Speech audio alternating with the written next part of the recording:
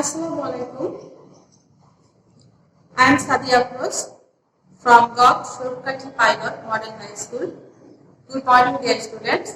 I hope you all are well. Welcome to our online class. Today, I've started our online class. Okay, let's go. এই করোনার মধ্যে তোমরা সবাই ভালো আছো, সুস্থ আছো, সবাই ঘরে থাকো। অনেকদিন হয়ে গেল তোমরা পড়াশোনা থেকে একটু ডিটাচড আছো, যে কারণে আমরা তোমাদের জন্য এই ক্লাসটার আয়োজন করেছি। আজকে আমি তোমাদের ইংরেজি সেকেন্ড পেপারের বিশেষ করে ক্লাস 8 এর জন্য একটা টপিক বেছে নিয়েছি, ভয়েস। এটা নিয়ে আজকে আলোচনা করব। তবে ভয়েস যেটা, এটা তোমাদের ক্লাস 6 থেকে 10 পর্যন্ত সবার সিলেবাসে রয়েছে আর তোমাদের উপকারে আসবে। চলো তাহলে আমরা শুরু করি। Look at the blackboard. এখানে আমি একটা বাক্য নিচ্ছি, তোমরা একটু খেয়াল করো।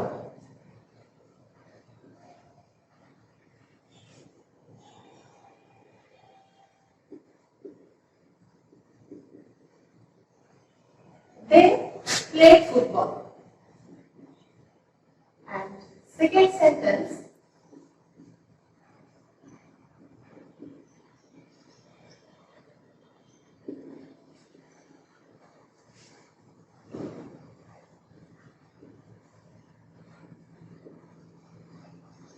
football is played by them. প্রথম সেন্টেন্স, এখানে they হচ্ছে সাবজেক্ট, প্লে হলো ভার্ব এবং ফুটবল হলো অবজেক্ট। আবার সেকেন্ড সেন্টেন্স, ফুটবল হলো সাবজেক্ট, ইজ প্লেড হলো ভার্ব,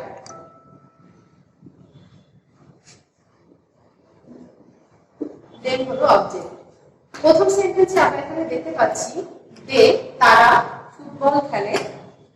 এখানে এই যে ফুটবল খেলার কাজ, অর্থাৎ ফুটবল খেলার যে কাজ, এটা সাবজেক্ট নিজে শেষ করেছে, অর্থাৎ এখানে সাবজেক্ট যে এটা হচ্ছে সক্রিয়।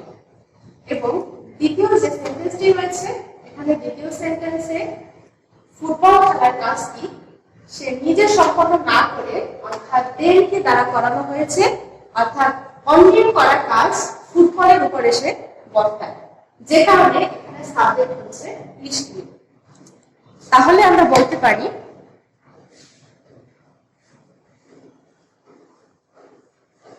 Voice is a group of verb which shows whether the subject is active or passive।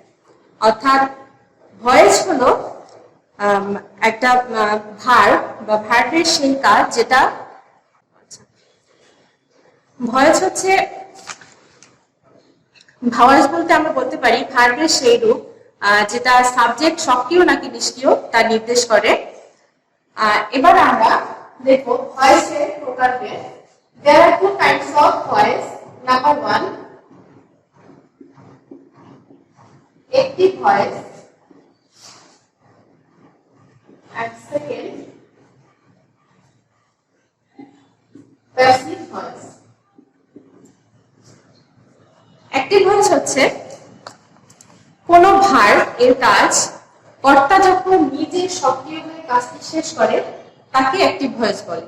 R passive voice বলতে আমরা বুঝি যখন সাবজেক্ট নিষ্ক্রিয় থাকে এবং অন্যের করা কাজ তার উপর এসে বর্তায়, তখন তাকে প্যাসিভ ভয়েস বলে। আমি এখানে দুটো এক্সাম্পল লিখি। Number 1,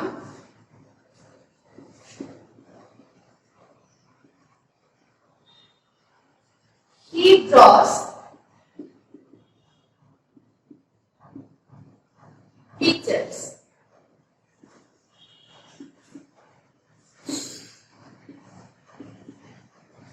Pictures are drawn by him. এখানে he সাবজেক্ট যে সক্রিয়, এটা হচ্ছে অ্যাক্টিভ ভয়েস, এবং সেকেন্ড ওয়ান হলো প্যাসিভ ভয়েস।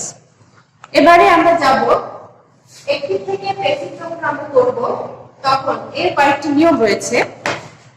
নাম্বার 1, আমাদের যে কাজটি করতে হবে সেখানে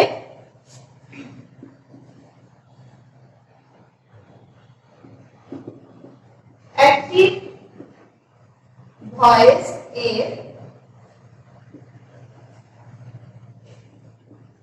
অবজেক্টকে প্যাসিভ ভয়েস এর সাবজেক্ট করতে হবে।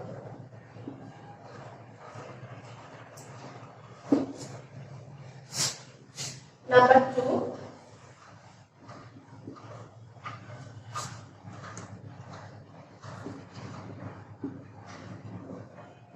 টেন্স অনুযায়ী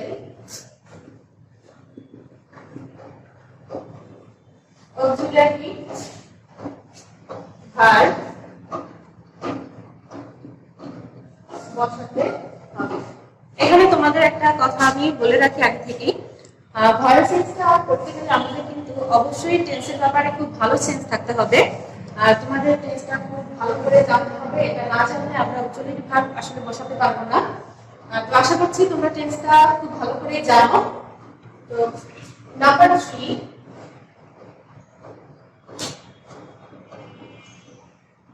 মূল ভার্বের past participle form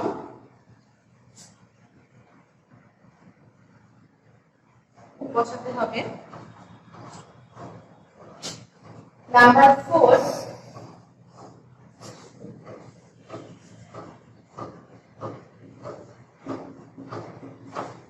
preposition by বসবে। তবে এখানে ভার্বের বিভিন্নতার কারণে আরো কয়েকটি প্রিপজিশন বসতে পারে, যেমন টু, উই,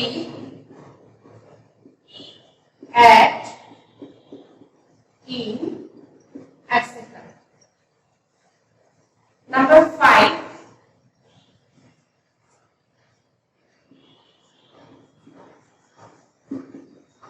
একটি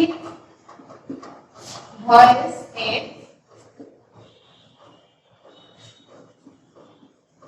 সাবজেক্ট কে প্যাসিভ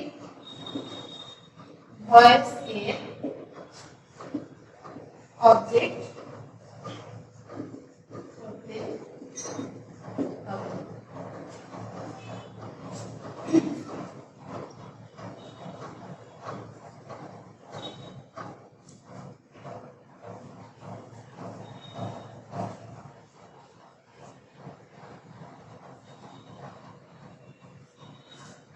এবারে আমরা যাব যে এখানে ভয়েসের ক্ষেত্রে যে সাবজেক্ট এবং অবজেক্টের যে পরিবর্তনের একটা বিষয় রয়েছে, যে অ্যাক্টিভ ভয়েস এবং প্যাসিভ ভয়েসে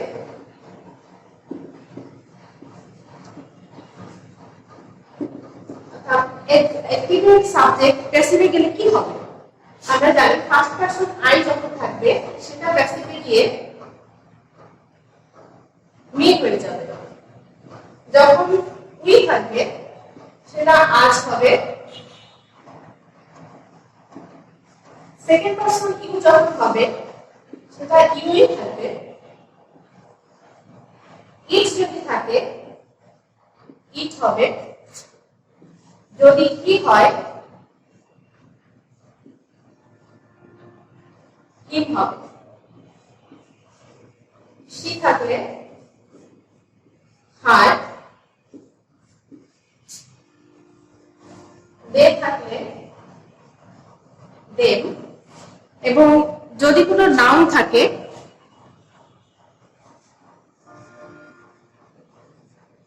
নাউন এখানেও গিয়ে নাউনটি বসবে। অর্থাৎ এভাবে হচ্ছে আমাদের সাবজেক্ট এবং অবজেক্টের পরিবর্তনটা ঠিক এইরূপে হবে।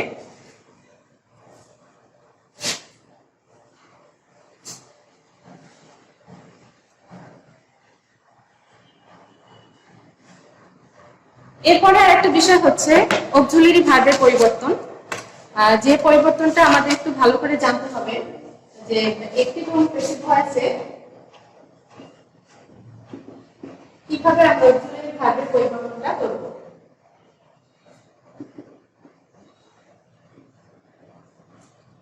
একটি ভয়েসে ভার্ব 1 অর্থাৎ প্রেজেন্ট ফর্ম, ভার্বের প্রেজেন্ট ফর্ম যদি থাকে সেক্ষেত্রে এখানে থাকতে পারে ডু, ডাজ, এগুলো যদি থাকে বা ভার্বের যদি কোনো প্রেজেন্ট ফর্ম থাকে সেক্ষেত্রে আমাদের প্যাসিভ ভয়েসে অক্সিলারি ভার্ব বসবে am অথবা is অথবা are প্লাস V3 অর্থাৎ মূল ভার্বের পাস্ট পার্টিসিপল ফর্ম। যদি আমাদের এখানে am, is, are verb present form plus ing এর উপরে থাকে তখন আমাদের প্যাসিভ ভয়েসে অক্সিলারি ভার্ব হবে am being,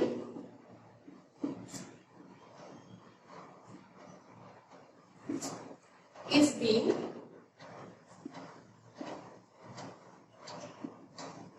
are being plus V3 অর্থাৎ মূল ভার্বের past participle form.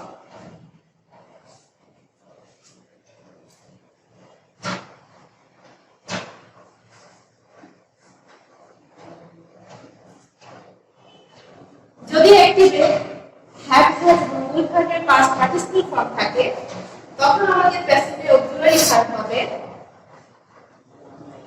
Have been অথবা হ্যাজ বিন প্লাস মূল ভার্বের পাস্ট পার্টিসিপল ফর্ম। এটা হলো আমাদের প্রেজেন্ট টেন্সের যে তিনটা প্রেজেন্ট ইনডেফিনিট, প্রেজেন্ট কন্টিনিউয়াস এবং প্রেজেন্ট পারফেক্ট। এবার আমরা চলে যাব পাস্ট টেন্সে। পাস্ট টেন্সের ক্ষেত্রে যদি এখানে V2 থাকে অর্থাৎ মূল ভার্বের past form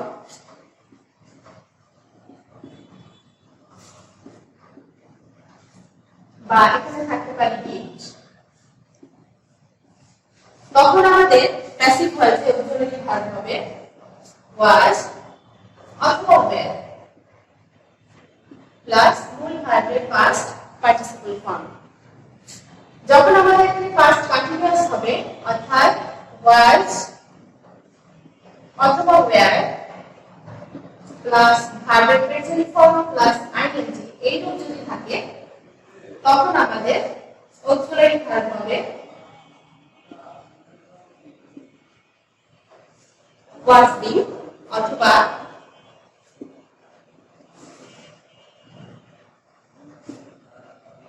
were being plus মূল ভার্বের পাস্ট পার্টিসিপল ফর্ম। আমাদের প্যাসিভ ভয়েসে সব সময় মূল ভার্বের পাস্ট পার্টিসিপল ফর্মই হবে। পারফেক্ট টেন্স যখন হবে তখন এখানে থাকবে হ্যাড প্লাস মূল ভার্বের পাস্ট পার্টিসিপল ফর্ম এবং যখন আমরা এটা প্যাসিভ করব প্যাসিভে হবে হ্যাড বিন প্লাস মূল ভার্বের পাস্ট পার্টিসিপল ফর্ম। আচ্ছা, তো এরপরে আমাদের ফিউচার ইনডেফিনিট ফিউচার টেন্সটা রয়ে গেছে। তো ডিয়ার স্টুডেন্ট, আমরা আজকে আর ফিউচার টেন্সটা আমরা একটু কন্টিনিউ করে যাই সংক্ষেপে।